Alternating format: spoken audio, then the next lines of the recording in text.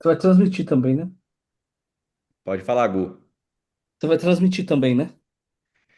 Não vou, eu vou Ou só gravar, não? depois eu subo no YouTube como Ah, estreia. fechou. Até porque não Beleza. vai ter aula amanhã, né? Aí a gente É, coloca essa aqui no lugar daí. fechou. Maravilha. Acho que fica legal. Depois só tem que pedir, a gente pede pro pessoal da comunicação colocar uma comunicação lá como aula bônus, né, para não ficar na ordem da sequência, Tá bom. tá bom? Gente querida, boa noite. Boa noite, boa noite, boa noite. Muito bom Boa estarmos noite. juntos aqui nessa emendinha de feriado, para poder conversar um pouquinho a respeito do nosso José Maria Castilho, dos conceitos que ele tem Uau. abordado, discutir um pouquinho, aprofundar, esclarecer, contextualizar, essa que é a ideia, né, dessa noite aqui, tá bom? Queria pedir pro Gu fazer uma oração para a gente começar esse nosso tempo. Amém. Oremos então. Pai, muito obrigado por essa oportunidade que o Senhor nos concede de, mesmo cada um estando nos seus lares, tão distantes às vezes, mas nós podemos nos reunir aqui para fazer esse momento de comunhão, onde nós aprendemos mais uns com os outros, onde nós podemos compartilhar as nossas dificuldades, as nossas dúvidas, Senhor. Então, muito obrigado por essa oportunidade, que nesse momento o Senhor venha tirar todo o cansaço físico, todo o cansaço mental, e que o Senhor venha abrir os olhos do nosso entendimento e iluminar, Senhor, os nossos corações, para que nós venhamos absorver os teus ensinamentos melhor e principalmente nós venhamos colocar em prática tudo aquilo que nós estamos aprendendo ao longo desse semestre, nesse curso tão rico que o Senhor nos proporcionou, Pai. É o que nós pedimos e te agradecemos nessa noite. Amém. Amém. Amém. Irmãos e irmãs, vocês sabem que esse passo que nós demos de estudar José Maria Castilho, né, esse texto aqui, esse calhamação aqui, é um passo ousado, tá? Assim, porque a gente não está lidando com um tipo de teologia assim muito. Não é nada convencional, é um tipo de cristologia que nos desafia, que nos indaga, nos faz pensar, né? E, e deixa eu ver se eu consigo. Eu coloquei aqui para Deixa eu, destacar, mas eu acho que não dá, né? deixa eu ver uma coisa se eu consigo fazer o seguinte. Eu não tô mais como anfitrião, né? Eu acho que Não. não. Não. Deixa eu ver Se aqui, você ferramentas do colocar, anfitrião. Gu, aí para gravar colocar em modo orador, sem destacar a minha tela, eu acho que funciona bem. Acho que ele vai gravar só eu falando. Então, peraí, deixa eu ver essa opção aqui. Lá em cima do lado direito, orador.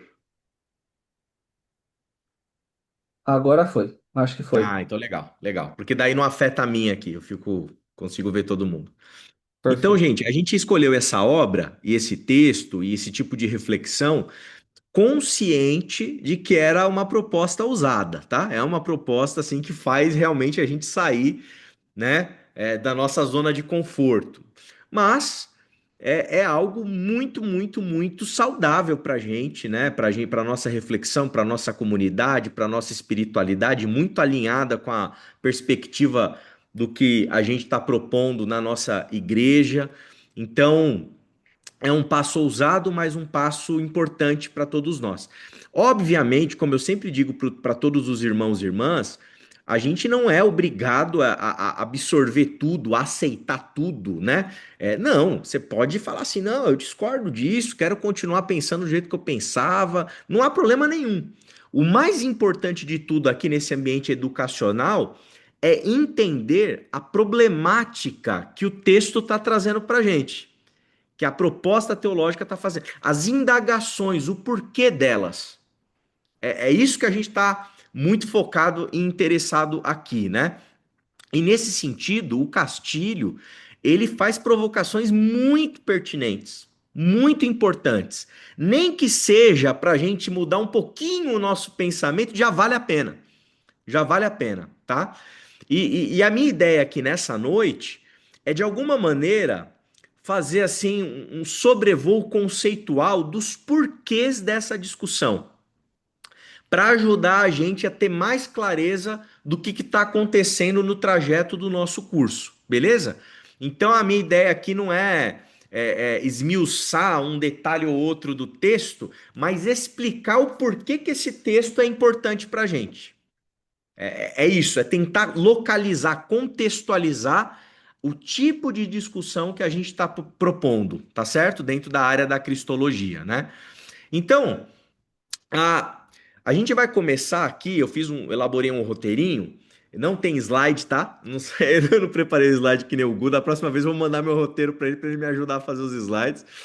Mas a ideia é a gente ter aqui alguns passos, né, que vão nos ajudar a pensar o porquê que o Castilho propõe o que propõe, né?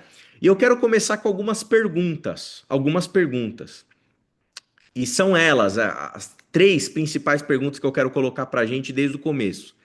Faz sentido um Deus que só perdoa depois que ele vê o sangue? Faz sentido um Deus que só perdoa depois dele ver o sangue?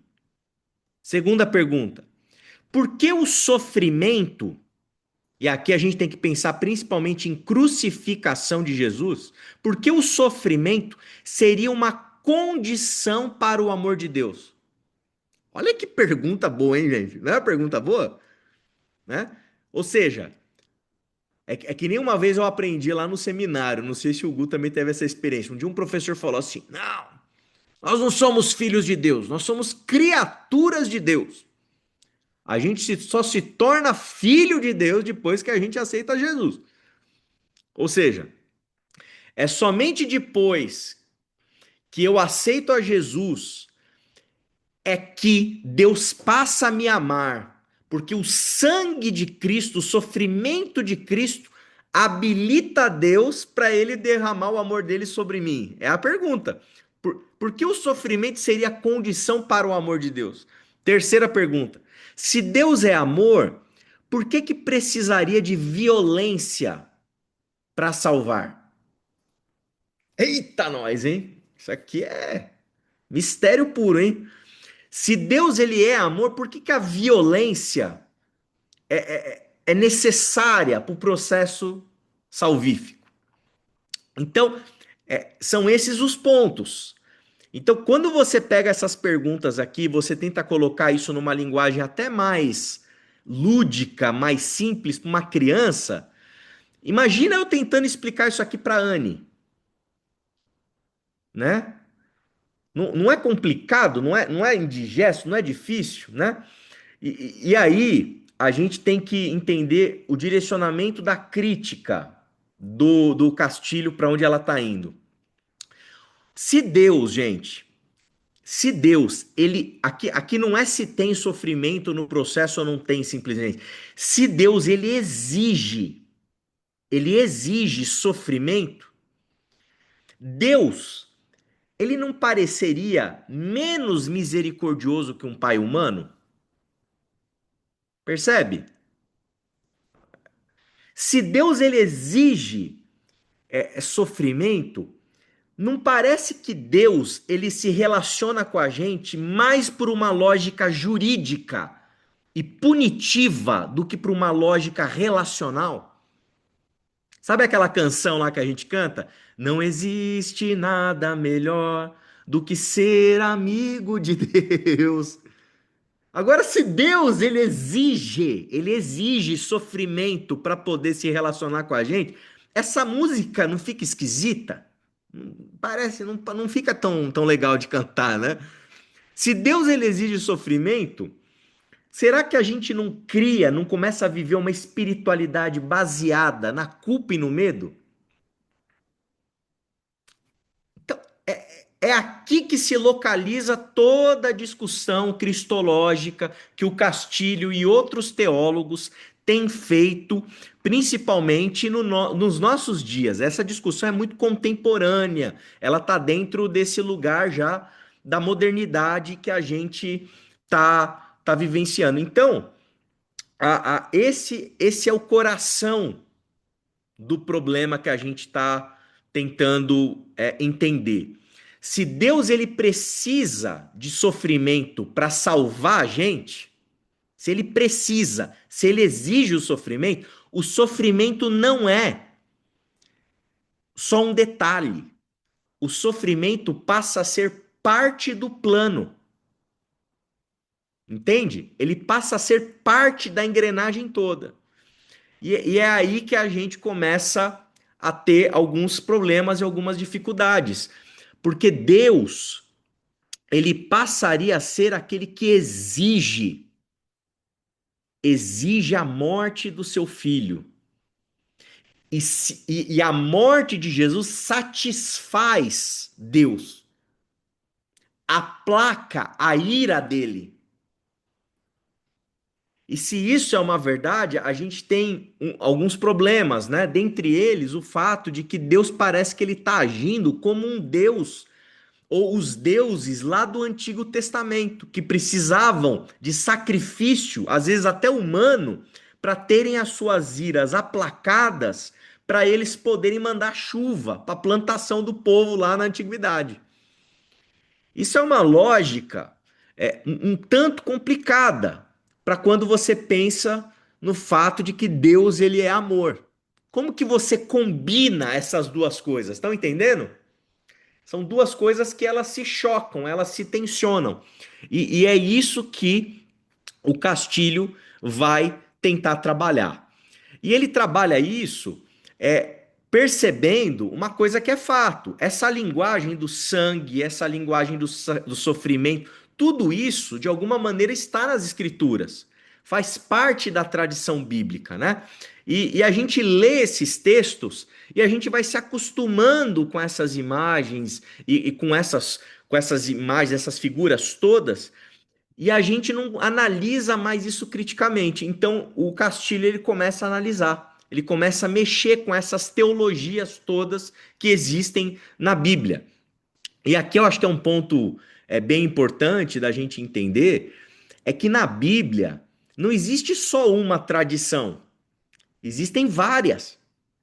São muitos textos, são muitos autores, são muitas ênfases diferentes, né? E a gente precisa analisar tudo isso com cautela e a gente tem que ser honesto intelectualmente das escolhas que a gente vai fazer, daquilo que faz sentido, daquilo que não faz, daquilo que é contraditório, daquilo que é menos contraditório, daquilo que é um caminho mais saudável, né? Então, o que que acontece que o Castilho, e aqui é uma crítica que o Castilho vai fazer principalmente aos textos paulinos, né? Ele vai perceber uma linguagem sacrificial muito presente. Então, essa coisa que Cristo, ele morreu por causa dos nossos pecados, nós fomos comprados por um preço pago na cruz, né? E isso tudo vai ser transformado, vai ser interpretado como um Deus, vai interpretar Deus como um Deus que exige pagamento pela paga do pecado. E quem vai pagar o preço do pecado vai ser Jesus. Jesus vai ser aquele que vai pagar a pena do pecado de todo mundo. E Deus, Pai, lá em cima, vai chancelar e vai falar assim: ó, você tem que morrer na cruz mesmo. Jesus tem que morrer na cruz. Ele tem que sofrer. Porque se ele não sofrer, eu não consigo perdoar o pecado do Dorival, da Marise, do Gustavo, do Claudomir, do André. Então percebe como que o sofrimento, a cruz, ela se torna parte de uma engrenagem da salvação. Em teologia a gente vai chamar isso de economia da salvação. E vai fazer parte da economia da salvação o quê? Sofrimento, sangue e esse aplacamento da ira divina. Deus está irado em relação a todos nós. E ele manda Jesus para ele morrer, para ele sangrar na cruz do madeiro, para que a ira dele seja aplacada, para que essa ira se transforme em uma outra coisa depois de aplacada, que aí a gente vai chamar de amor e ele vai vir amar a gente e vai nos salvar. Ao longo do tempo, tem um outro cara, uma outra figura importante, que é o Anselmo de Cantuária.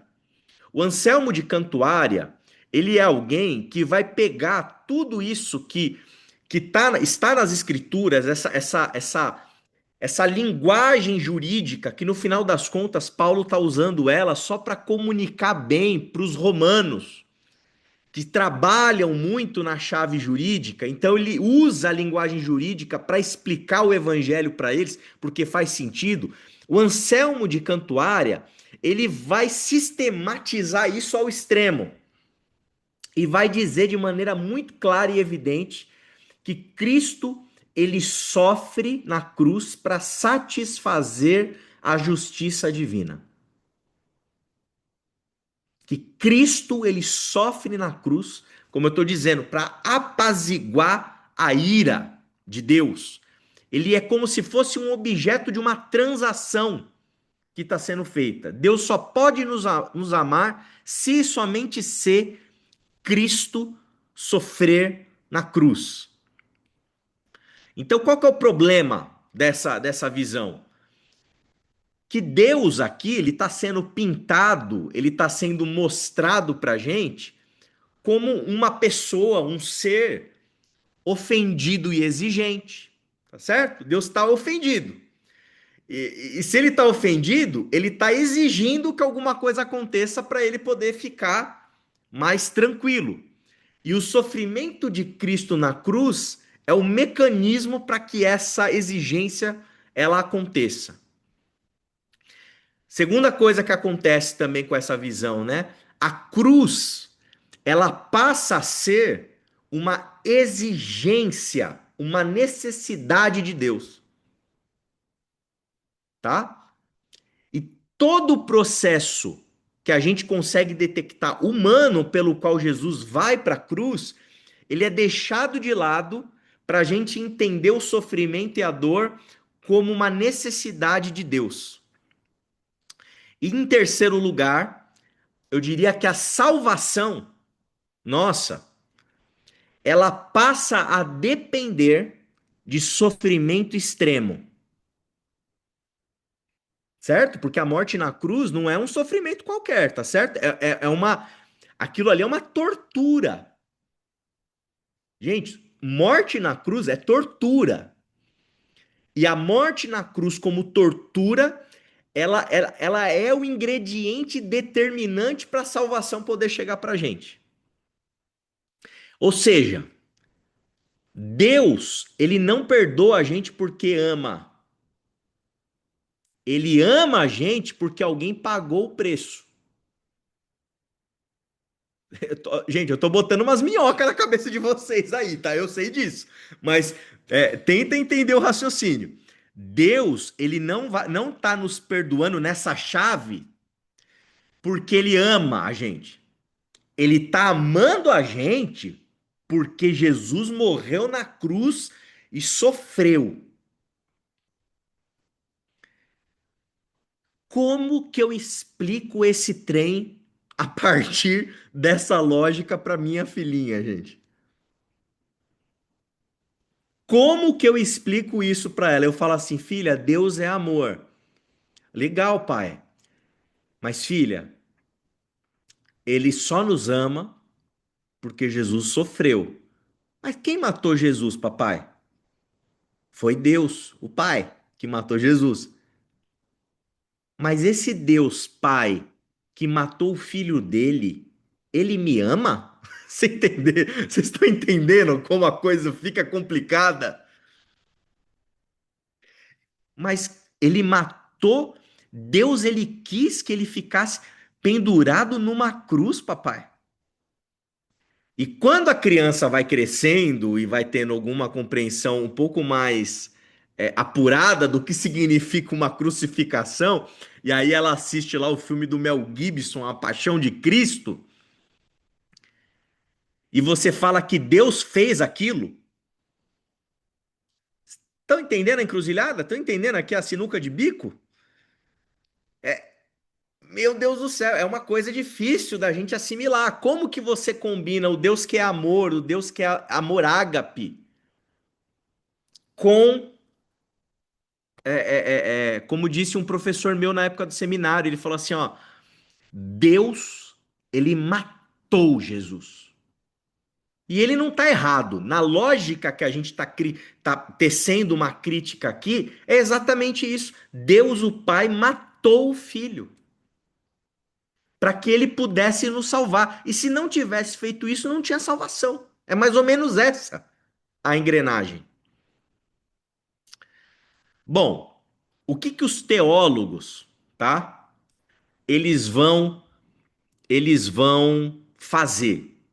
Eles vão tentar encontrar caminhos teológicos para repensar isso de tal modo que o sofrimento não vire uma peça central no processo de salvação e para que Deus não vire alguém, sei lá, gente, que palavra que a gente pode usar, né? Aqui, alguma coisa perversa. Eu não sei, vocês aqui, tem muitos aqui que têm filhos, certo? Deus nos fez a imagem e semelhança dele. Você consegue conceber a possibilidade de você matar o seu filho por um bem maior? Ai, como que você faz isso? Né? Como que você resolve isso? Como que você tira essa imagem de Deus e tenta trabalhar com outras imagens de Deus que estão na Bíblia também? Porque na Bíblia tem um Deus que é amoroso, não tem?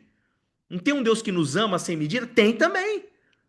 Como que a gente muda isso? Então, alguns autores vão tentar mudar isso. Bom, o primeiro deles que eu vou citar para a gente chegar no Castilho, tá?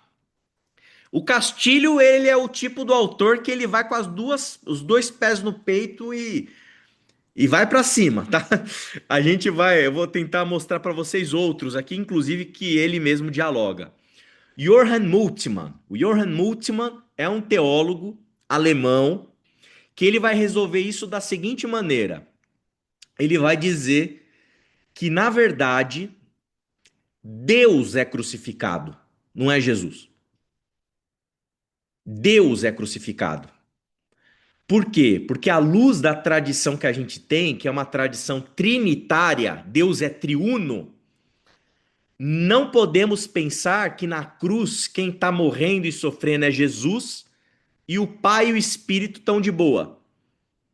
Não. Deus, a Trindade, está sofrendo na cruz do Calvário. Deus, ele está sentindo a dor do que significa aquela crucificação.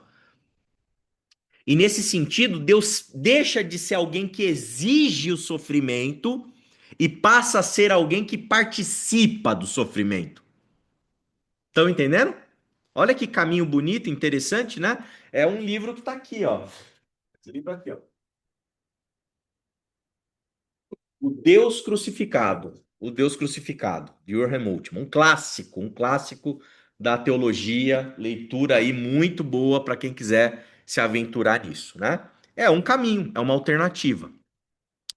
Segundo caminho, é o caminho que um pensador chamado Girard, ele vai tentar fazer.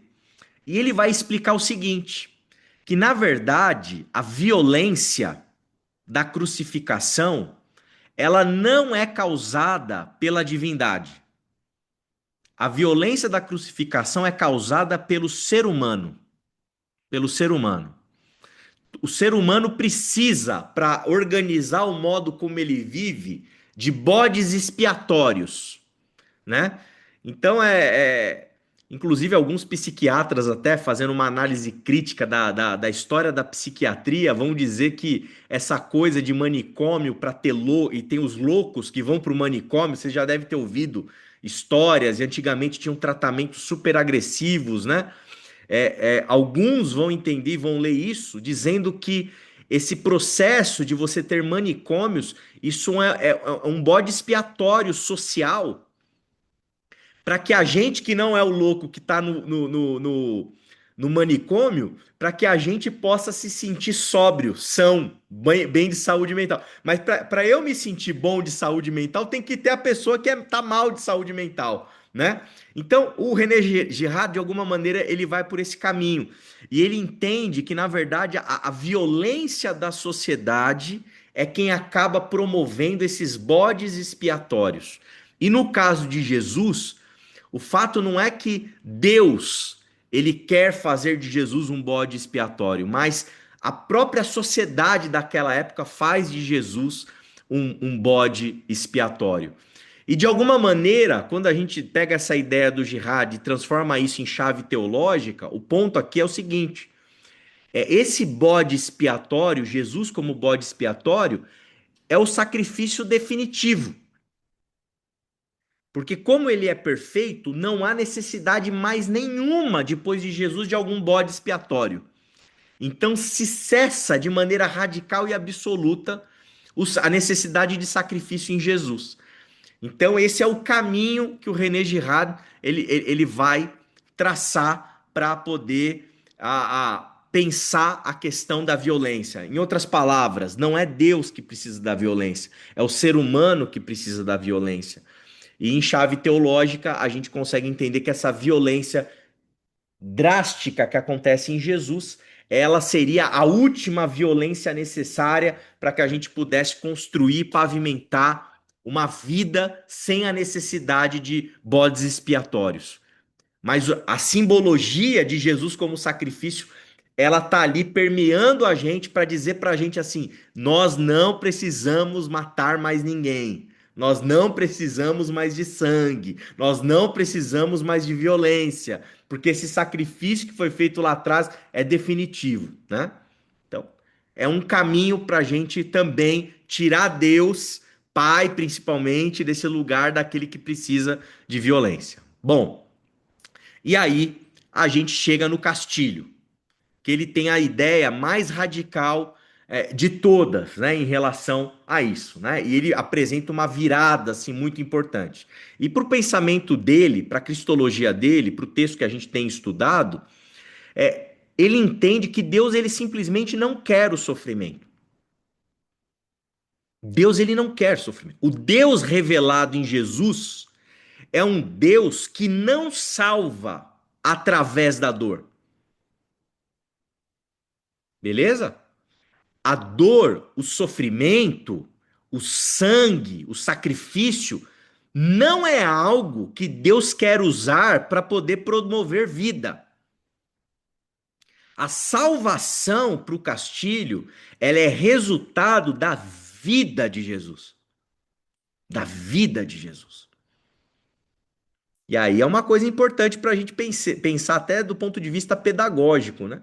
Quando a gente cria filho, a gente vai criar filho a partir do medo, da dor, do tapa, da bronca, né? Para ter um resultado lá na frente.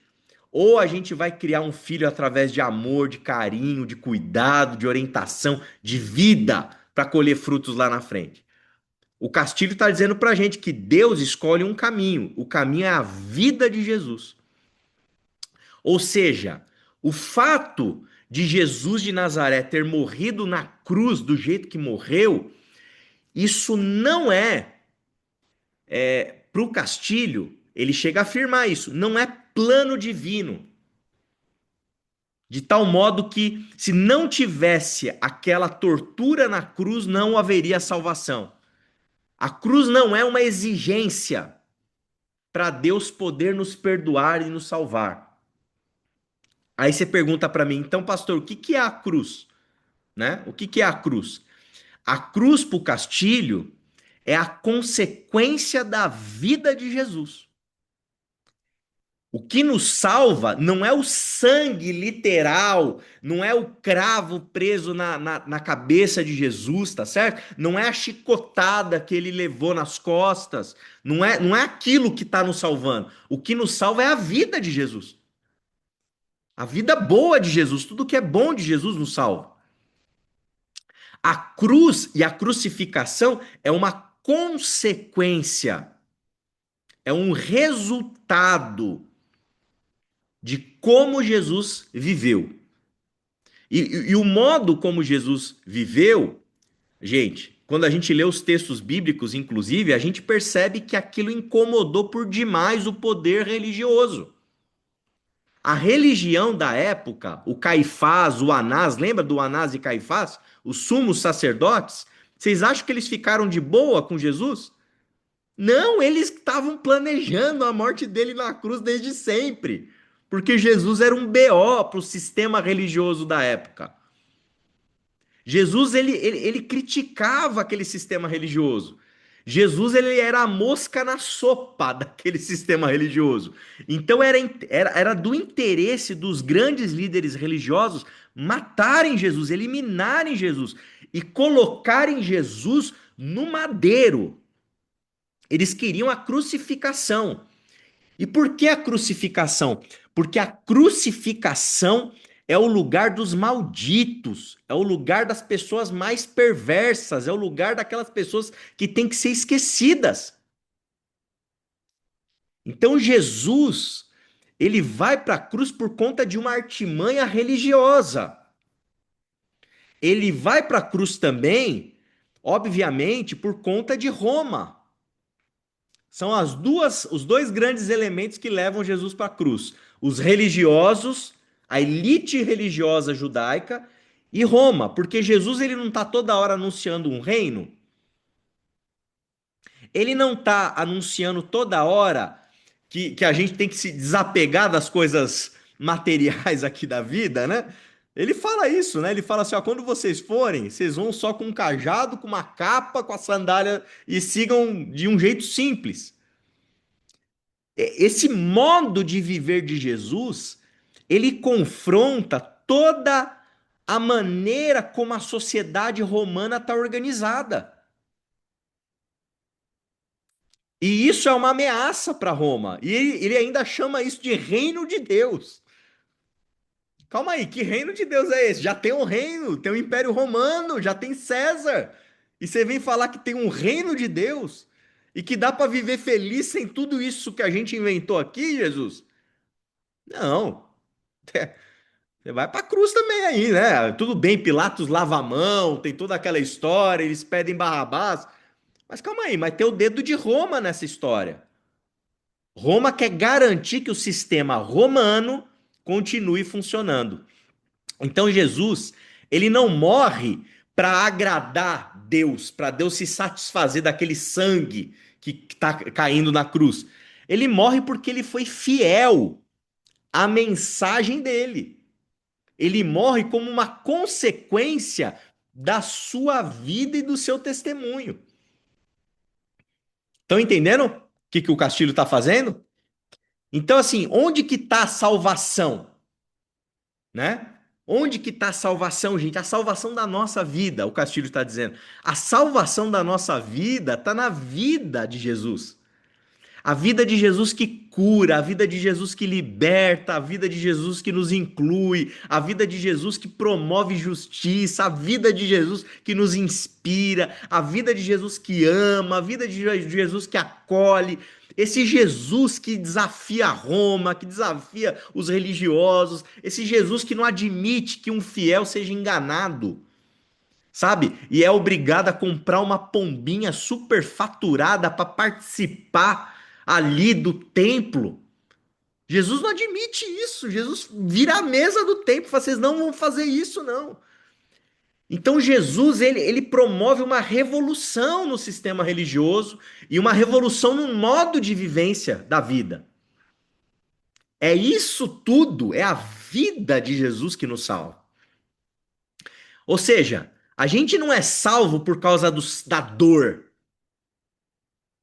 Não que não tenha dor no processo, não que não tenha sofrimento no processo, não que não tenha tido crucificação. Teve.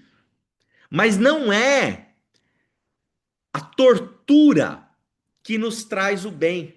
Deus não usa o mal para nos fazer um bem. Deus não usa o sofrimento para nos fazer um bem. Deus nos faz um bem porque Deus é bom. Estão percebendo a mudança de eixo? Se por um lado Deus ele precisa do sofrimento para daí ele te amar, a proposta que o Castilho está dizendo é o seguinte: ele não precisa da dor para nos amar. Ele nos ama porque ele é amor. E ponto final. E ponto final. E aí, para chegar aqui no meu último ponto para abrir para conversar com vocês um pouquinho, a gente tem aqui dois tipos de espiritualidade que emanam dessas duas lógicas que a gente está contrastando. Se por um lado a gente tem uma espiritualidade, que eu vou chamar de espiritualidade convencional, tá? Só para a gente entender, que valoriza e destaca sacrifício, sofrimento, resignação, sabe aquele tipo de espiritualidade que faz a gente olhar para a dor humana, para o sofrimento, e a gente pensa assim: ah, Deus quis assim, é da vontade de Deus. Quando a gente sofre, a gente se aproxima de Deus. Parece que é bonito sofrer. Parece que é gostoso, sabe, sentir dor. Parece que parece que Deus olha assim, sabe, a gente fala dos pobres, né? Aí parece assim que é bonito ser pobre, né? É bonito estar lá abrindo o saco de lixo na rua para procurar alguma coisa para você arrumar reciclagem, né? Para ver se vira dinheiro ou se você acha alguma coisa para comer. Ah, Deus quis assim, né? Qual que é o risco desse tipo de espiritualidade, gente? É a gente naturalizar a injustiça, é a gente espiritualizar a dor, é a gente achar que é de boa, que é bonito, que é espiritual. A gente viver, sabe, uma mazela. É dessa lógica que muitas mulheres, por exemplo, ficam casadas décadas, a vida toda, com maridos cruéis, maridos violentos, maridos agressivos. Aí o pastor vira para ela e fala assim: minha irmã, persevera, persevera, porque Jesus também sofreu. Você está se identificando com Jesus no sofrimento dele. A pessoa fica casada lá com um troglodita. Percebe como você consegue transformar a dor em algo espiritual, algo bonito. Aí você olha lá para a pessoa, né? Passando algum tipo de injustiça, né? A sociedade injusta, a fome. Deus está no controle. Deus está no controle. Deus é soberano. Entendeu? Não, calma aí. Calma aí. Tem alguma coisa de errada nesse processo. Tem alguma coisa de errado nessas falas, né? E por aí vai. Você vê lá um bebezinho. Eu já tive a infelicidade, né? Muito triste, né? De participar de processos de velório de bebês, né? Sabe? Aí você vê lá, né? Não necessariamente foi o meu caso, mas imagina uma vida de uma criança, de um bebê que é ceifada porque não teve acesso a um médico decente, não teve acesso a uma internação decente. Gente na pandemia que morreu porque os médicos não tinham habilidade de fazer uma intubação de um jeito certo. Foi a vontade de Deus. Deus é soberano. A gente fica falando essas coisas e fica naturalizando a dor. Beleza? Espiritualidade convencional. Qual é a espiritualidade que o Castilho está propondo, à luz disso, dessa outra cristologia que a gente está abordando aqui no curso? É uma espiritualidade que valoriza o quê? Valoriza a vida, valoriza a dignidade, valoriza a justiça, valoriza a compaixão, valoriza a bondade, o amor ao próximo. Tá certo? E vida aqui, gente, vocês estão me entendendo, né? Não tô falando de mansão, não tô falando de BMW, não tô falando de viagens luxuosas. Não tô falando. Eu tô falando de dignidade, de amor pela vida. Eu tô falando, sabe, de alegria, de viver bem, de viver de um jeito bonito a vida, de valorizar a vida, né? De viver uma vida em que faça da nossa biografia uma coisa que vale a pena. E aí, nessa chave, onde que Deus ele é encontrado? Onde que Deus ele aparece? Ele aparece no cuidado, ele aparece nos processos de libertação que a gente promove na vida, ele aparece na alegria que a gente desfruta das coisas boas da vida. A vida é boa, a vida não é ruim, entende? Sabe, aquele. Vocês já devem ter visto, né? Um quadro muito famoso, o quadro dos dois caminhos, né? O caminho estreito e o caminho largo, né? Sabe? A espiritualidade convencional, ela tá dizendo para mim, para você assim, a vida é um caminho estreito. Não tem churrasco, não tem picanha, não tem alegria, não tem diversão, não tem brincadeira, não tem música boa, não tem nada. A vida tem que ser uma desgraça. E quanto mais desgraçada é a vida, mais você se identifica com o sofrimento de Jesus, e aí sim, lá na frente, na eternidade, você vai ter uma vida boa no céu. E o caminho largo é o caminho do quê? É o caminho da música, é o caminho do baile. Antigamente falavam isso, né? Do baile, né? Eu lembro quando eu era criança, eu participei de uma igreja, né? Tinha alguns casais que participavam lá com os meus pais, né? Eu lembro de uma mulher dando um testemunho e dizendo assim, né? Olha, eu queria dar um testemunho porque eu e meu marido, a gente ia dançar à noite, né? Em casas que tinha dança de bolero, dança assim clássica de salão, né? E hoje em dia a gente não vai mais. A gente não vai mais porque agora a gente é de Deus, a gente percebeu o quanto aquilo era do demônio e a gente não quer saber mais da dança, né? Do quadrinho lá, dos dois caminhos, a dança tava no caminho largo, não tava no caminho estreito, porque dança é uma coisa do diabo, né? E etc e tal. Por que que essa lógica tá operando? Porque lá é o lugar em que você valoriza as coisas legais da vida. No caminho estreito não tem muita coisa legal, é meio chato, né? Você vai lá, é só dor, sofrimento, é só, sabe, você fica padecendo, padecendo, padecendo, padecendo, e só fica bom no céu.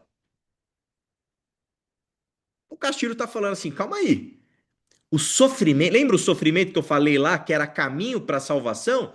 Ele é parte da engrenagem. E Deus se alegra que você sofra. Percebe? Tem que tomar muito cuidado isso tudo que eu tô falando, tá? Eu não tô falando nada para desembocar em teologia da prosperidade. Não vai achar que agora você vai dar alguma coisa na igreja, aí você vai ficar rico. Não é nada disso que a gente tá falando. Isso aí é outra coisa. Então, a, a proposta é a gente pensar um Deus que valoriza as coisas boas que existem na humanidade. Deus, ele não precisa do sofrimento. Deus, ele quer que a gente se humanize. E na medida em que a gente se torna humano, como Jesus foi humano, a gente está num caminho bom. A gente está num caminho bom. Então, a questão aqui, gente, toda, e eu vou abrir para vocês perguntarem, para a gente conversar, não é apagar, negar a cruz, tá certo? A questão é como a gente a interpreta. É em que lugar a gente coloca ela dentro disso que a gente chama de economia da salvação. Então, a pergunta final que eu quero deixar para vocês: se Deus ele não quer o sofrimento, o que que muda então na forma como a gente vive a nossa fé? Se Deus ele não quer sofrimento, se ele não precisa de sofrimento, o que que muda como a gente vê e encara a nossa fé, a nossa espiritualidade? Essa é a pergunta que eu quero fazer pra gente aqui, né? Lógico que eu já falei um monte de coisa, dei um monte de pistas e até exemplos aqui, mas eu queria deixar vocês reagirem e falarem, né? Então, é isso, né?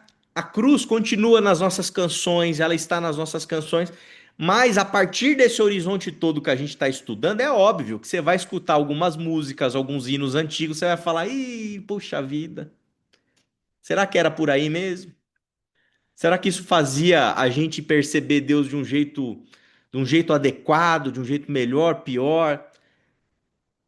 Ah, eu não concordo com nada dessa visão desse Castilho, pastor, esse cara aí, pra mim, nossa, tá esquisito, tá muito diferente de tudo que eu já ouvi na vida. Não tem problema nenhum. Mas você pode ter certeza que você vai começar a refletir nas coisas que você fala, nas coisas que você lê, nas coisas que você ouve. E você vai falar: olha, realmente tem uma coisinha aqui ou outra que vale a pena ser recalibrada, né? Mas é isso. Não sei se era muito essa, acho que era essa a proposta, né, Gu? Trazer luz, trazer esclarecimento, né, do porquê dessa discussão. Mas eu queria que vocês ficassem muito à vontade para trazer as questões de vocês, colocassem as dúvidas de vocês, para a gente tentar, na medida do possível, trazer luz e para a gente seguir com o curso. Pastor, Jaque, querida, diga. a intenção era trazer luz, é? É lógico, Tem certeza? absoluta, Meu Deus do céu. Pastor, depois de tudo isso que você falou, desculpa a minha ignorância, como fica o memorial da ceia nessa história? Uhum, uhum. Esse é um ponto, né? Novamente, aqui não tem apagamento dos símbolos cristãos, não tem apagamento da cruz, não tem apagamento. Eu acho até que alguns vão ser radicais ao ponto de querer tirar até do vocabulário sangue, coisas assim, sabe? Eu acho que não há necessidade disso. Eu acho que tudo precisa ser interpretado, significado, ressignificado, talvez. Então, por exemplo, se você participa da cruz, do memorial da ceia do Senhor, e você pega aquele cálice, pega aquele pão, e você consegue só pensar em sofrimento, em dor, em tortura, para Deus poder se agradar da gente, é uma coisa que eu confesso para você que quando eu participo da ceia eu não fico pensando muito mais não. Eu não fico pensando, sabe assim, Deus ele precisou matar o filho dele, é por isso que eu tô aqui sendo crente hoje. Não. Quando eu olho para o sangue, eu penso em nova aliança. Quando eu olho para o sangue, eu penso em vida. Eu penso na vida de Jesus de Nazaré, que tinha no corpo dele sangue pulsando. Quando eu olho para o pão, que é o corpo de Cristo, eu penso no corpo de Cristo, que é a igreja. No corpo de Cristo, que somos nós. A vida que pulsa do corpo de Cristo, né? Então é sangue e corpo. Mas qual o sentido disso? O corpo e o sangue são a vida de Jesus. É a vida de Jesus, gente. O corpo e o sangue, percebam que quando ele faz o ato cerimonial que a gente faz, a gente rememora, né? No primeiro domingo do mês, ele não estava na cruz do Calvário, ele estava numa mesa, comendo, celebrando a Páscoa. Tá certo? Então era um momento festivo, um momento. Lógico que aquilo antecede a crucificação, mas é antes da crucificação. Então, sangue, né, o vinho e o pão são simbologias de fraternidade, simbologias de alegria, simbologias de libertação, simbologias de vida em abundância. Estão entendendo? Então, tem caminhos e caminhos, né? E eu acho também, com muita tranquilidade digo isso para vocês, que há, obviamente, caminho para a gente refletir também sobre a morte de Cristo na cruz. Não no sentido de que Deus precisa ou precisava daquela tortura para nos amar, mas da gente pensar que, olha, que viver uma vida linda como Jesus viveu, ela pode ser uma vida mal compreendida nesse mundo e pode nos levar a padecer, pode nos levar ao sofrimento. Pedro não diz em uma das suas epístolas: se alguém sofre, que não seja como ladrão, mas seja como alguém que se identifica com Jesus. Se alguém achar esse texto aí, se o Gu puder fazer a gentileza, é um texto muito bonito, né? E o que é sofrer como Jesus? Não é necessariamente sofrer torturado na cruz porque Deus mandou você ser torturado, mas é sofrer as consequências de amar sem medida como Jesus amou. Entenderam? Então, Jaque, de boa. Ceia do Senhor, vamos participar da ceia do Senhor de boa, não tem crise nenhuma. Não tem crise nenhuma com a simbologia toda da fé cristã. Agora, o que ele está criticando é aquela coisa, sabe assim, que no universo católico, lembrando, ele é católico, tá? No universo católico, você tem uma coisa muito enfatizada em algumas vertentes sobre penitência. Sabe penitência? Algumas correntes mais radicais até do catolicismo, como a Opus Dei. Não sei se vocês lembram daquele filme do Dan Brown lá, né? Que é baseado no filme do Dan Brown, né? Como que chama ele lá? É a. Ai, o segredo. Como que é? Ai, meu Deus, me iluminem aí, gente. Pode falar, Dorival. É aquele filme lá, vocês sabem, né? Do Tom Hanks, né? Que tem toda aquela trama interessante, um filme muito legal. Eu Tem o lembro, pessoal da Opus Dei. Como que eu é? esqueci, Código da eu esqueci. Vinci. É o Código da Código da Vinci. Vinci, Código da é. Vinci, isso.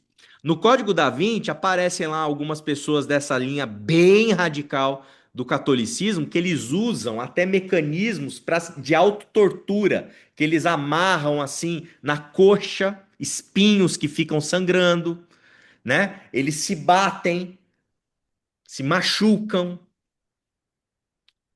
como se Deus fosse se agradar deles por estarem se machucando. É isso que o Castilho tem na cabeça dele também. Então ele está dizendo para a gente assim: não, não é o sofrimento que vai agradar a Deus, o que agrada a Deus é a vida de Jesus. E quando você vive a vida de Jesus, você agrada a Deus. Então quando você vai lá na casa do Dorival e da Rose, se juntam lá ao redor da mesa e comem a acarajé que a Rose preparou, glória a Deus, que alegria, Deus se agrada disso, dessa festa gostosa. Quando a gente vai para o encontro de casais, fica junto até as 11h30 da noite, batendo papo, tocando violão e curtindo uma noite gostosa, Deus se agrada disso, Deus se agrada da vida. Quando a Si pega o Zé Maria, fazem uma viagem gostosa lá para Bahia, vão curtir uma praia deliciosa, Deus se agrada disso. Né? Quando a Marise pega o Rô, os filhos todos e vão lá para a terrinha deles lá em Minas Gerais gostosa, né? E vão curtir lá os passarinhos e vão fazer um churrasquinho e vão dar risada e vão jogar Rumicube e se divertir. Deus se agrada disso tudo. Porque Deus é o Deus da vida, não é o Deus da dor, do sofrimento. Ah, eu não vou, eu vou fazer um jejum. O jejum é não aproveitar em nada as minhas férias com a minha família, não vou viajar, vou ficar no quarto orando e me martirizando, porque Deus vai ficar feliz com o meu sofrimento. Ih, gente, deu ruim, né? Deu ruim. Falar Eu, uma coisinha. eu vi Marise, vamos por ordem aqui. Marise, Dorival, Claudomir. Pelo que eu vi da ordem dos tá. microfones abertos aí. Então, andei escrevendo aqui enquanto você estava falando, ver se está certo. Deus sabe o quanto doeu a cruz, certo? Em vez de acabar com o sofrimento, no piscar de olho, que ele podia ter feito isso. Ele escolheu salvar entrando no sofrimento. É por amor isso, né? Ele entrou na dor, e assim, em vez de eliminar quem estava errado. Isso daí tem muito mais a ver, não tá errado, mas tem mais a ver, por exemplo, com Moltmann, Ah, né? Que é aquele teólogo alemão que eu falei, que ele entende a cruz como o lugar onde Deus ele entra no sofrimento, né? Ele entra, ele sofre aquela dor, né? Então não é Deus castigando o filho, é Deus é, sofrendo junto com o filho, né? em Eu, vez de eu acho que o eliminar ponto, quem estava errado, ele entrou no sofrimento, eu acho. exatamente, exatamente. O ponto-chave aqui, é o seguinte: não é que não, ó, percebam bem, não é que não tem cruz, não é que não teve É, crucificação, não é. Tudo aquilo ali tem o seu valor, né? Obviamente, para toda a nossa tradição. Jesus foi é, até a cruz, de cruz do Calvário, e morreu naquela cruz por amor a nós. Agora, o ponto-chave aqui é que para Deus nos amar, não precisaria ter tortura. sim, É esse que é o ponto. é, Para Deus, o que o Castilho está dizendo, o ponto-chave dele é esse. Gente, Deus ele não se agrada de sangue. Deus não é vampiro. Ele chega a usar essa expressão literalmente. Literalmente. Ele fala, gente, parece que a gente adora um Deus vampiro, um Deus que gosta de sangue. Não, Deus não gosta de sangue. Entenderam? Se não precisasse, se não tivesse aqueles líderes religiosos, se não tivesse Roma, se não tivesse aquela artimanha, para Deus, se Jesus continuasse pregando o reino de Deus aqui na terra e a coisa continuasse de um jeito bonito e maravilhoso, estava ótimo. A gente ia ser amado, a gente ia ser salvo pela graça, pela bondade, pelo amor e pela vida dele, né? O ponto-chave aqui é isso. Acho que para resumir, né, Mar? Deus não é vampiro, ele não precisa da dor para nos amar. É isso. Isso é É, verdade. é isso. Ele nos ama. Sabe por quê? Porque ele é amor. É Ele é amor. Não tem nada que impeça o amor dele por nós, né? verdade. Tá bom. Obrigada. Dorival,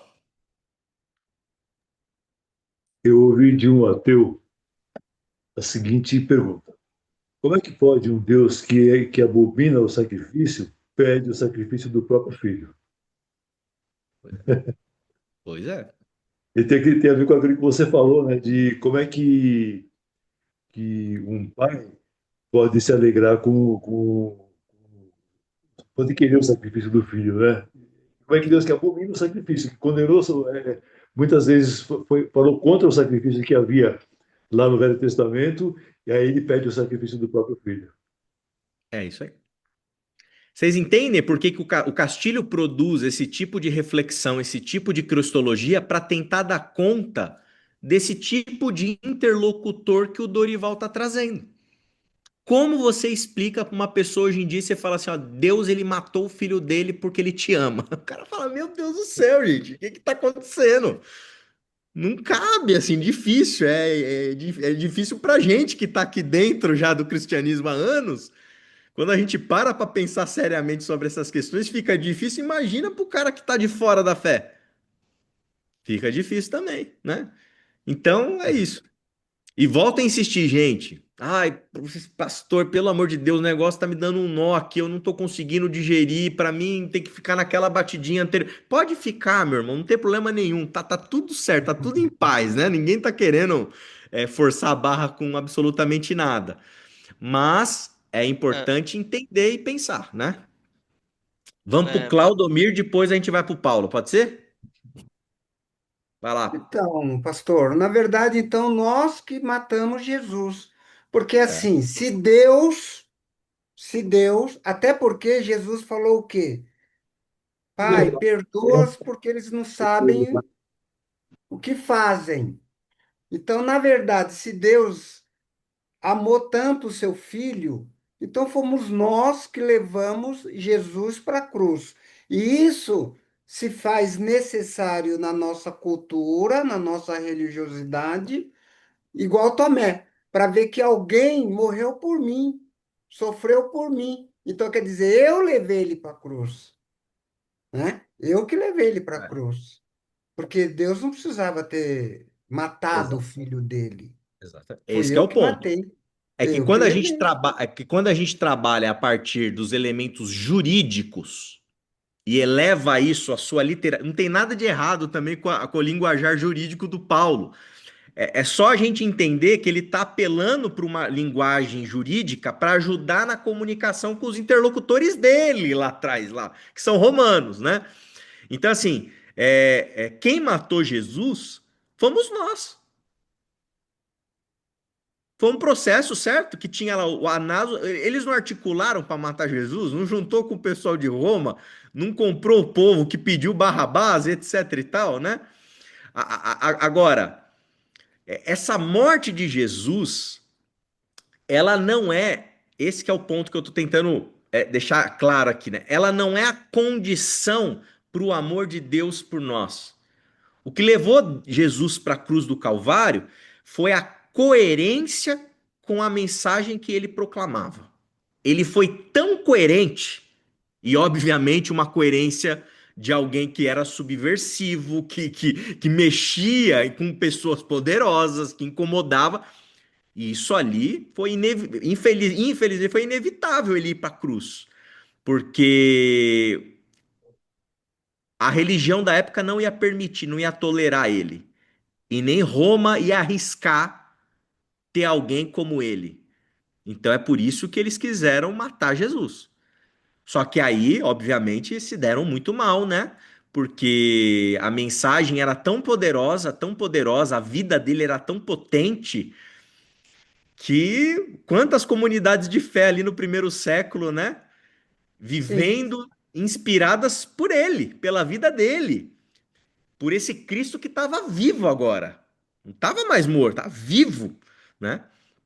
E aí acontece uma coisa importante também nesse processo, tá?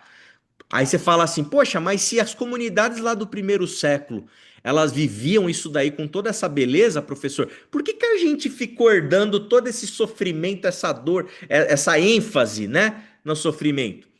A resposta é muito simples.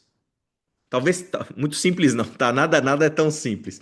As coisas são sempre mais complexas, mas eu vou tentar ser simples na resposta. Constantino. Constantino. A cruz, a crucificação sempre foi lugar do quê? De maldição, de tormenta, de sofrimento, de dor, tá certo? De tortura. Por isso da importância da ressurreição nesse sentido, né? Porque Cristo não está lá sofrendo. É a vida dele que importa, a vida dele. Só que o Constantino, que era um imperador romano lá no século IV, ele tem uma visão. Dizem que ele teve uma visão. E ele teve uma visão da cruz de Cristo. E aquilo que era símbolo de tormenta virou símbolo de vitória, virou símbolo do Império Romano. E ele usa toda a questão da cruz, do sofrimento, em chave, digamos assim, positiva. E isso configura todo o cristianismo ali do catolicismo romano que está nascendo e vira mecanismo de domínio das pessoas, vira a religião oficial do império. Essa constantinização é o que produz, digamos assim, né, uma espécie de um desvio, né, de ênfase do que era e do que se tornou a espiritualidade cristã. Aí parece que fica bonito sofrer, né? Fica bonito, né? A dor, não, a dor é dor, sofrimento é sofrimento, morte é morte, tortura é tortura, né? Então não dá para romantizar isso tudo. Não dá, é verdade. Então a gente tem que ter uma coerência em ver Jesus, Deus, nas coisas boas que acontecem, né? Exatamente. Na Isso aí. nossa vida, entendeu? Não é ver Exatamente. Jesus só lá no sofrimento, na cruz do Calvário, porque foi algo que a gente levou ele para lá, né? Porque eu Exatamente. preciso saber que alguém. Isso é errado. Eu preciso saber que eu vou ter que sacrificar meu filho para mim estar bem, para as pessoas estar bem. Não é Não, verdade? é Então é isso uma aí. Exatamente. teologia é até complicada, porque a cultura nossa vem, né, marchando ali no catolicismo, o que é sagrado e essas coisas todas. Mas é legal, acho que é por aí. Exatamente, exatamente. Pegou o gancho aí, Claudomir. Acho que é exatamente por aí. Paulão, Ai, não sei nem mais o que dizer. Mas, bom, Eu tô, é, eu, eu tô igual o Paulão. Eu tô igual o Paulão. Tô é igual o assim, é Paulão. porque eu penso no seguinte, grande parte do evangélico vão dizer assim pra gente assim, né? Você era pra morrer. A morte era pra você. Você que deveria morrer. Você que deveria sofrer. Mas espera lá, calma. Nós temos um Deus de amor que, em vez de que matar você, resolveu assassinar o próprio filho, um inocente no seu lugar. Só que a gente repete isso com um tom de piedade que a gente não dá conta do absurdo que a gente está falando. E as pessoas vão reproduzindo isso o tempo todo e faz um discurso bonito de piedade que chega a tirar a lágrima dos olhos. É verdade, tem razão. Eu era mesmo um cara que tinha que estar lá mesmo sofrendo, morrendo. Poxa, Jesus, obrigado, viu? Valeu, Jesus. É nóis. E eu acho que isso e desconstruir isso, que acho que para mim é o que eu coloquei inclusive na aula passada. Para mim, o processo de tentar desconstruir isso em mim e de tentar desconstruir nas pessoas que estão à minha volta, que é o grande processo de angústia, porque Aí eles pegam, me abrem a Bíblia e pegam um texto lá do Antigo Testamento, pegam um texto de Paulo e falam, tá aqui. Eu falei, tá, mas eu não consigo assimilar isso que você está me falando. Não, não dá, nunca consegui compreender isso desde o começo. Nunca nunca entendi. E aí minha pergunta era sempre simples. Eu não consigo entender um cara que lá atrás disse que o Abraão não tinha que sacrificar o filho dele, mas depois eu preciso sacrificar o meu próprio filho. Nunca me foi coerente esse tipo de coisa. Essa escolha, mas você, o pecador, tem que morrer? Eu falei, mas e aquela mulher que foi pega em adultério? Então, se era para morrer, Jesus tinha que ir lá e eu ser o primeiro a tacar pedra nela também. Então, essas coisas nunca me encaixou. E aí, depois que eu conheci vocês aqui da IBQ e depois comecei a fazer os cursos, aí que não encaixava mesmo o que estava fazendo. Então, a minha questão é a leitura, a forma como se lê a Bíblia, como é que você constrói esse entendimento da Bíblia, influencia bastante nesse processo. E como que a gente pode, que você falou que existe que você denominou essa espiritualidade como uma espiritualidade convencional, que seria a espiritualidade que é hegemônica, que é Sim. muito forte, né? Domingo passado aqui, ontem foi domingo, né? Ontem era a mesma toada, é sempre essa ideia de sofrimento que leva à redenção, é o sofrimento que leva à redenção. E assim, eu converso com a minha esposa, converso com meus filhos, não sei se o pastor André vai se lembrar uma vez do curso que a gente estava fazendo lá de introdução à teologia, que uma das perguntas que meu filho me fez à época foi, é, pai, o Bob Marley é um cara tão legal, brigava por justiça e tal, mas ele, assim, não é um cristão convencional como nós somos, então ele, como não é, então ele vai para o inferno, né? Eu falei, não, acho que não, entendeu? Porque essas coisas não começam a encaixar. E aí eu penso, por exemplo, nas pessoas que de alguma maneira participaram do sofrimento de Cristo no sentido de tiveram uma vida de brigar por justiça, de tentar defender o oprimido e tudo mais, e o resultado foi a morte para essas pessoas. Foram assassinadas em muitas ocasiões. O exemplo, por exemplo, da casa, o exemplo Batista, por exemplo, Martin Luther King fez o que fez nos Estados Unidos e o final dele, digamos assim, foi a cruz, foi a morte, uma morte horrível.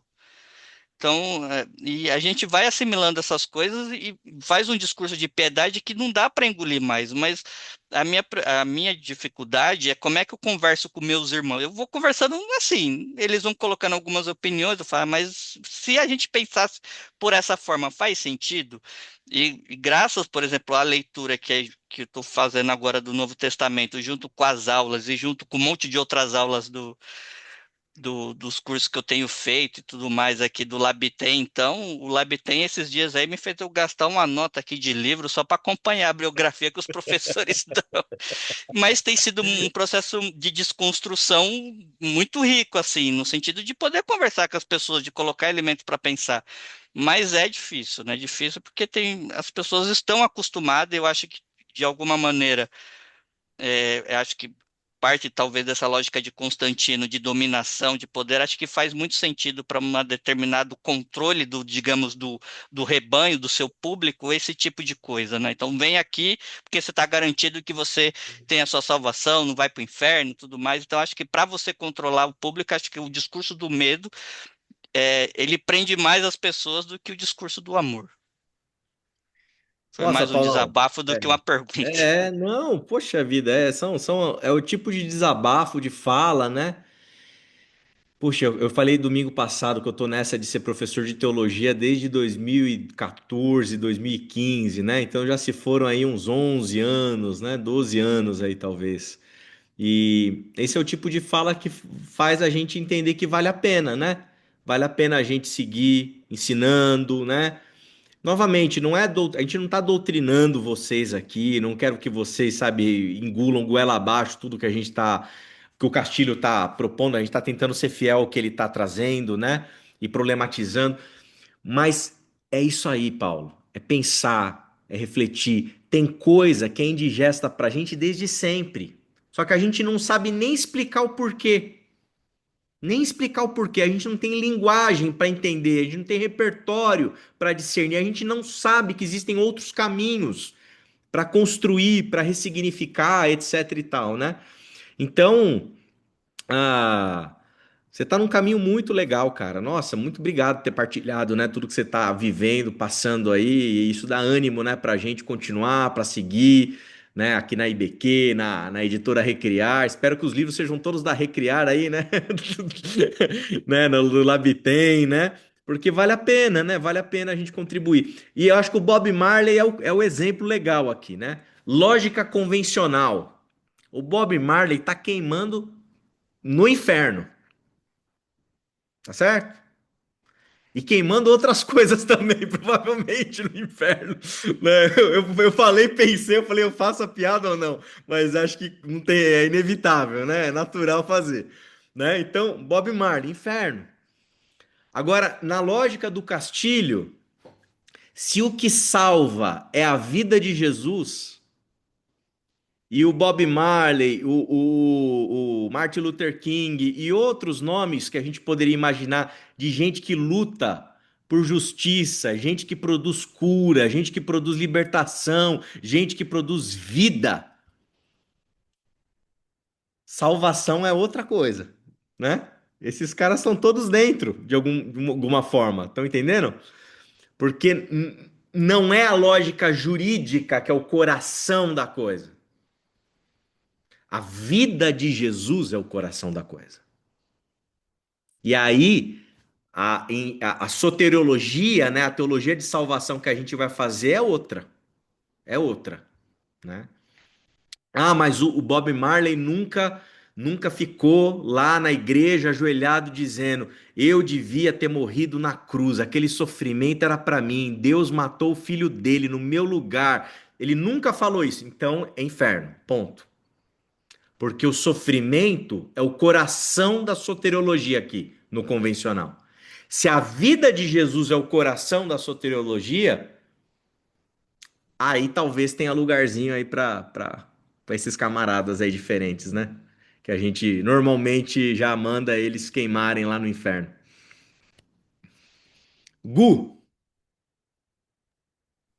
Bom, primeiro agradecer, né, por essa aula tão esclarecedora e principalmente para nós entendermos o contexto e os caminhos para entender, né, aquilo que o Castilho está nos propondo.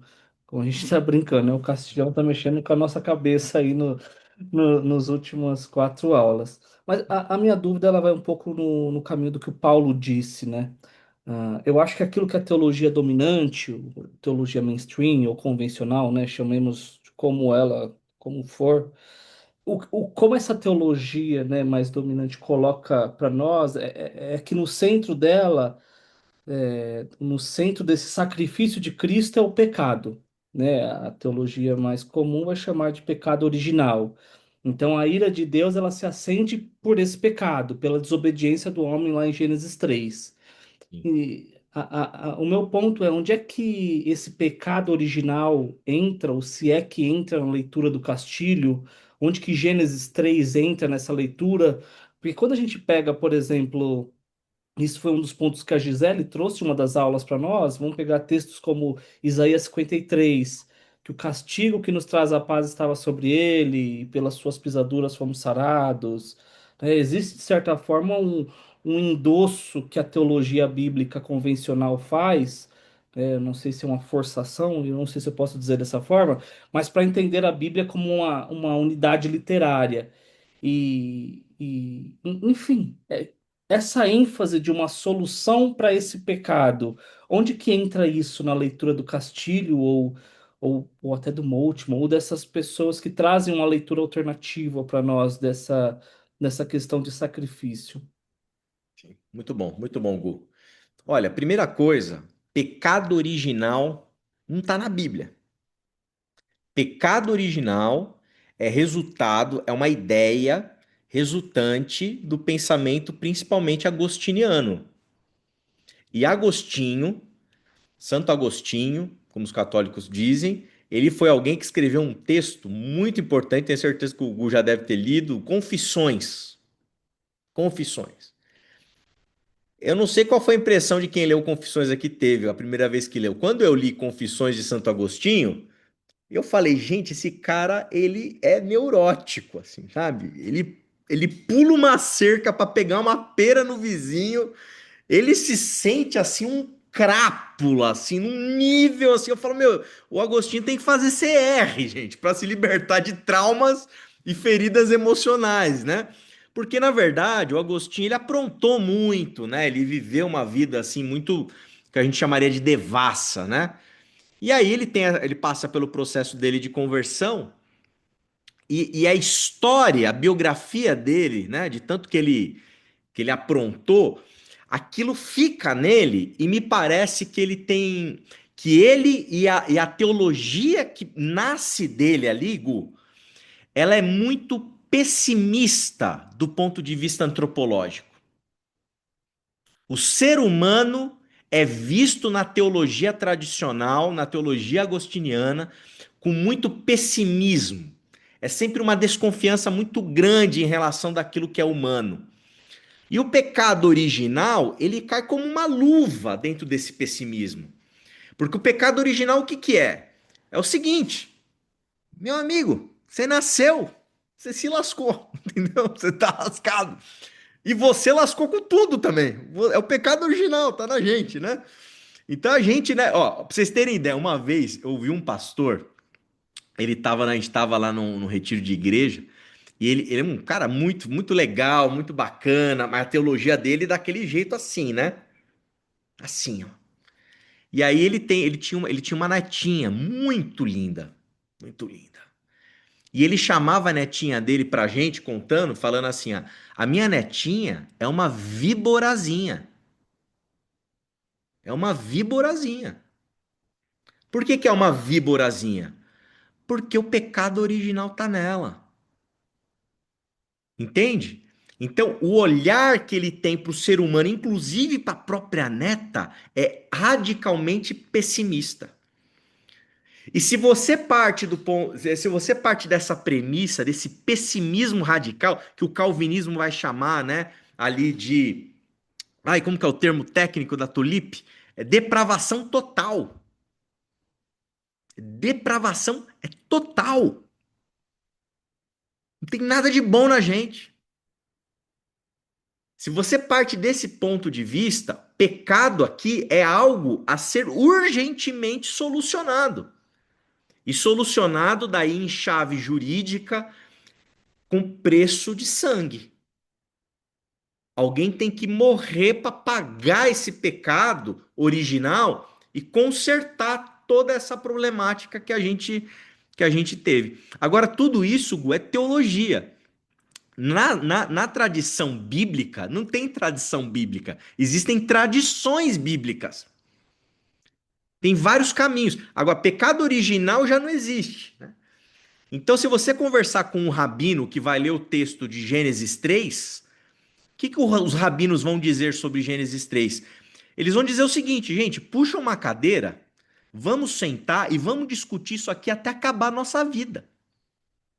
De tantas possibilidades interpretativas que aquele texto tem para fazer a gente pensar sobre nós, enquanto humanidade, o quanto que a gente é complicado, o quanto que a gente é complexo, o quanto que a gente ouve essa voz da serpente mesmo, o quanto a gente come o que não devia comer, deixa de comer o que devia comer, e etc, etc, etc.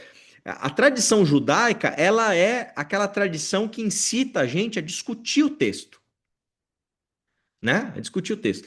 A tradição cristã se tornou um tipo de tradição em que a gente tende a uniformizar a interpretação, a cristalizar a interpretação.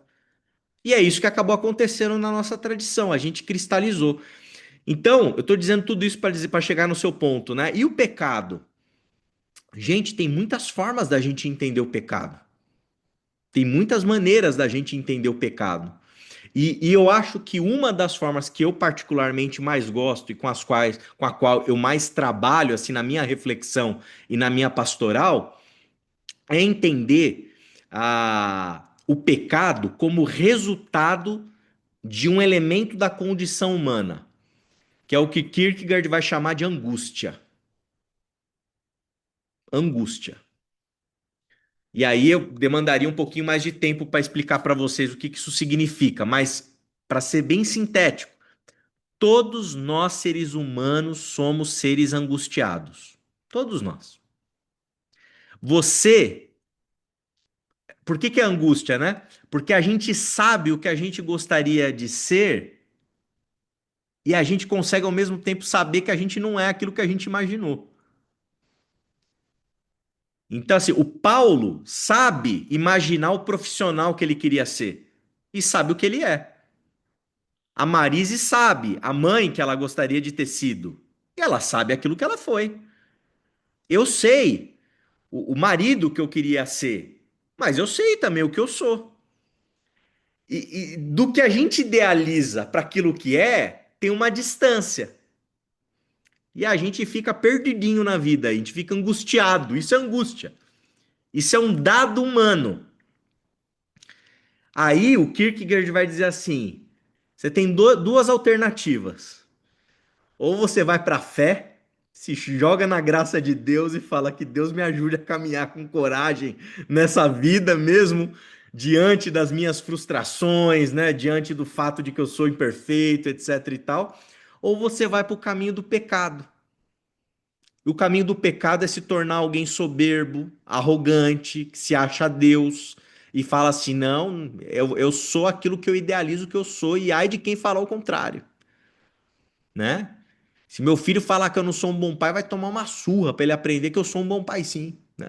Entendeu? Arrogância, soberba intelectual, e ele vai problematizar isso como pecado, né? Que no final das contas é isso aqui que faz as pessoas pisarem nas outras, né? O executivo de uma empresa lá, quando a coisa não acontece do jeito que ele quer, ele trata as pessoas como nada. Ele pisa em todo mundo. Porque ele se acha mais do que ele é. Ele não consegue lidar com a angústia, ele não consegue lidar com as frustrações. E assim por diante. Então, Gu, tem outros modos de entender o que é pecado. O Castilho, ele vai predominantemente tratar como pecado tudo aquilo que desumaniza. Isso é o pecado. A salvação que a gente tem na vida de Jesus é justamente aquilo que vai humanizar. Então, se eu tenho a injustiça, se eu tenho o preconceito, se eu tenho a violência, se eu tenho a guerra, a vida de Jesus vai me ensinar que há cumplicidade, que há amor, que há a prática da justiça, que há paz, né, etc, etc, etc. Simples assim, né? Não vai ter um pecado original nesse sentido a ser solucionado, né? Quase que numa perspectiva aí, talvez eu pudesse falar ontológica, assim, não.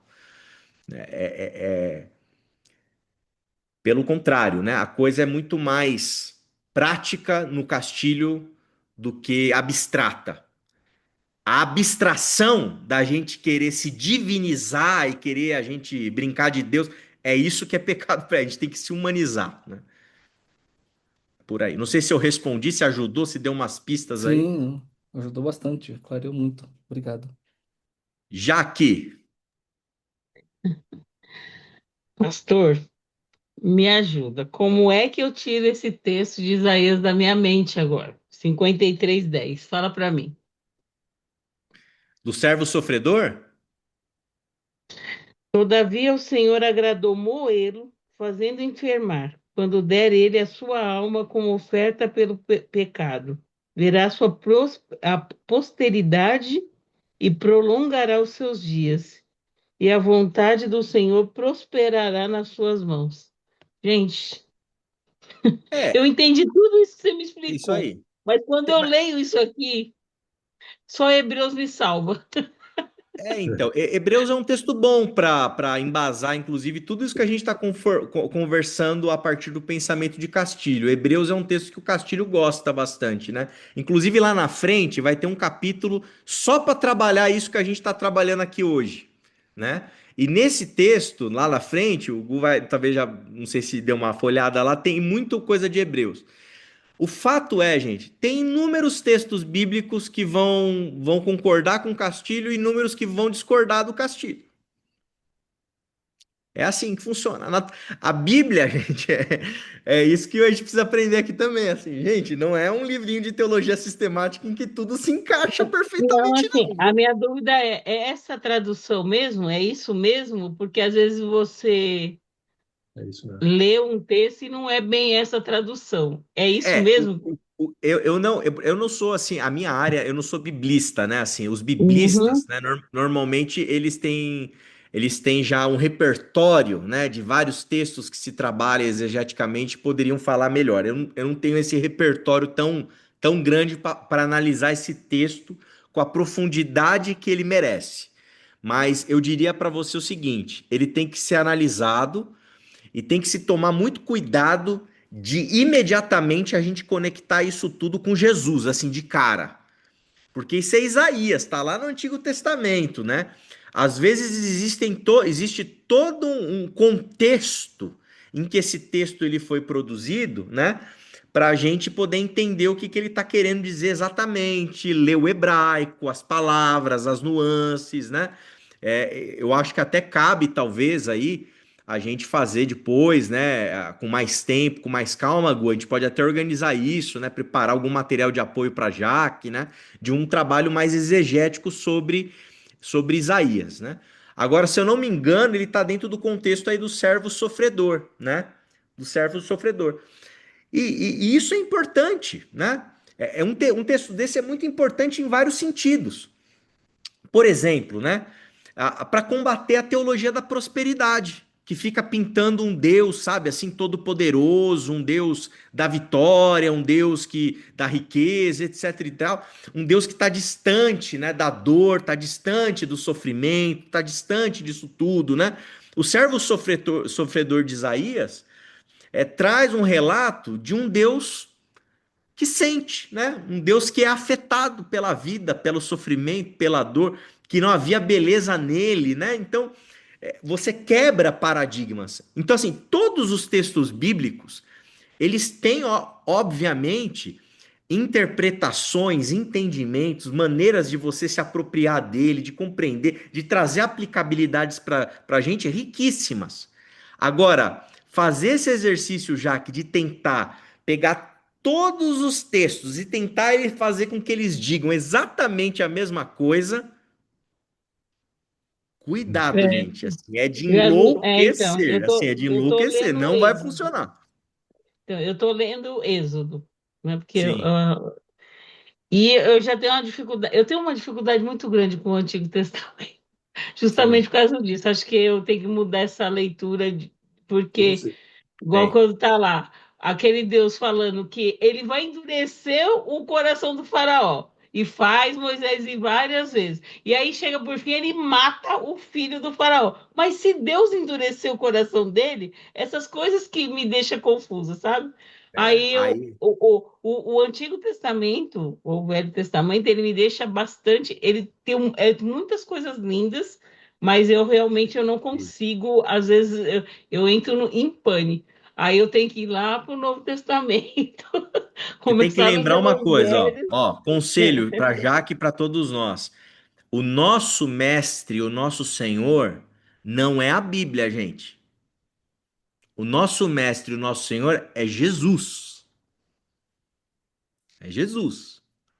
Então, cuidado para não olhar para a Bíblia aqui e querer sistematizar ela porque ela é o nosso Senhor. Então, assim, a Bíblia está repleta de histórias, de poemas, de poesias, de coisas muito lindas e que vão nos remeter à pessoa de Jesus no sentido da ideia, né? Então, por exemplo, né, José do Egito. Ah, história linda. Você não consegue usar a história de José do Egito para pregar o evangelho?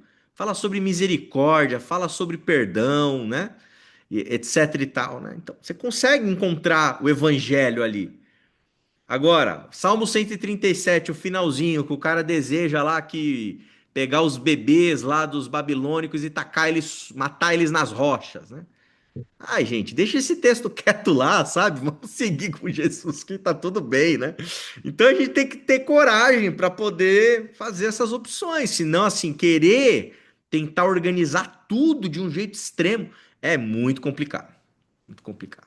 Roberta, Pastor, é bem isso que você falou, né? Eu de tentar, eu acho que hoje e as aulas, né, que nós estamos fazendo, é justamente a gente está desmistificando muita coisa que a gente aprendeu errado.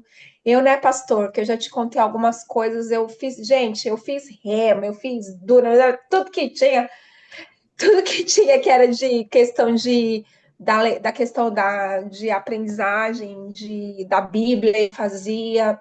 Eu já falei para vocês algumas vezes aqui, eu já li a Bíblia muitas vezes, eu falo, quando eu falo isso, o pessoal pode falar, nossa, mas tá aqui, tá fácil. Não, eu acho que tudo isso que acho que a gente, como ser humano, a gente quer achar uma coisa ligando a outra, Isaías com que está trazendo não sei o que lá, José que representava, porque eu estou falando coisas que eu aprendi, que eu ouvia, né? Ah, José que representava Jesus lá não sei aonde.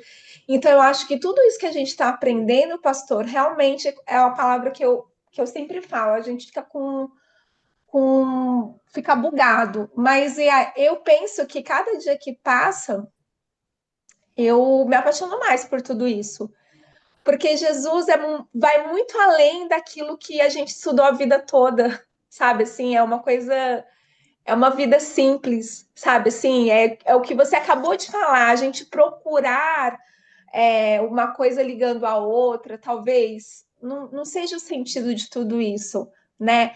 Mas viver o evangelho, eu me sinto apaixonada por tudo isso assim que eu tô aprendendo nas ministrações, no que cada um de vocês aqui, cada colega aqui fala, o Paulo, a Jaque, Dorival, sabe assim, os professores, então assim, parece que é como se eu tivesse com 49 anos, pastor, nascendo diariamente, sabe Uhum. assim, de um amor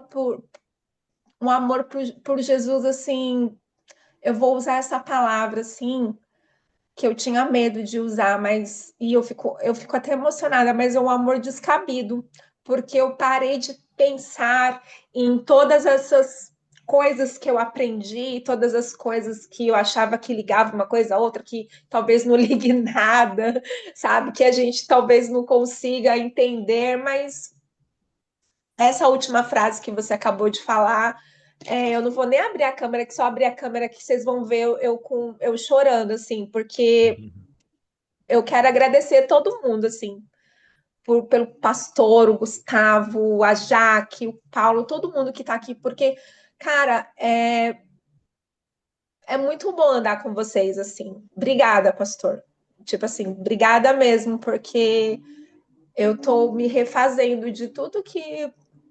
E talvez eu acredite, como você falou, aqui não é para a gente acreditar 100% em tudo isso, mas para fazer a Claro. gente pensar, Sim. tentar pensar de uma forma diferente de tudo aquilo que a gente aprendeu, né? A gente não está sendo doutrinado aqui, a gente está aqui para aprender e para pensar, para fazer com que a gente pense, né? Aqui nós não somos aqui, nós não seremos os donos, né, do conhecimento, mas é muito bom, pastor. Muito obrigada. Obrigada mesmo por tudo aí, por Que vocês isso. terem gasto, por dar esse tempo de um curso tão rico, sabe assim,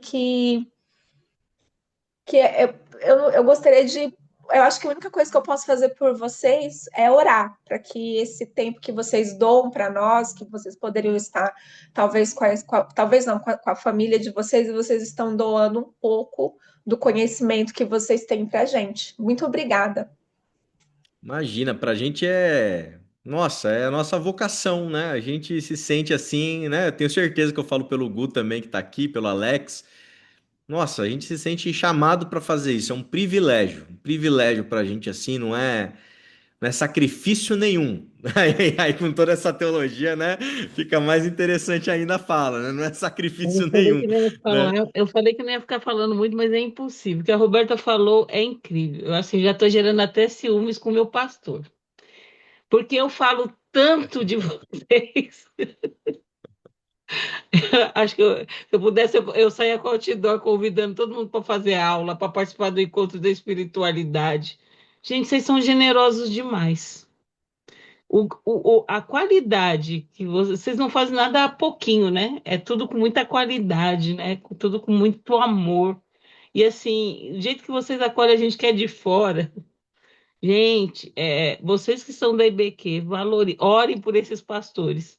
Alex, o Abimael, olha, o Gustavo, porque esses irmãos são fora do comum, gente. Olha, eu falo porque eu não quero comparar, mas assim, é poucas igrejas que fazem isso.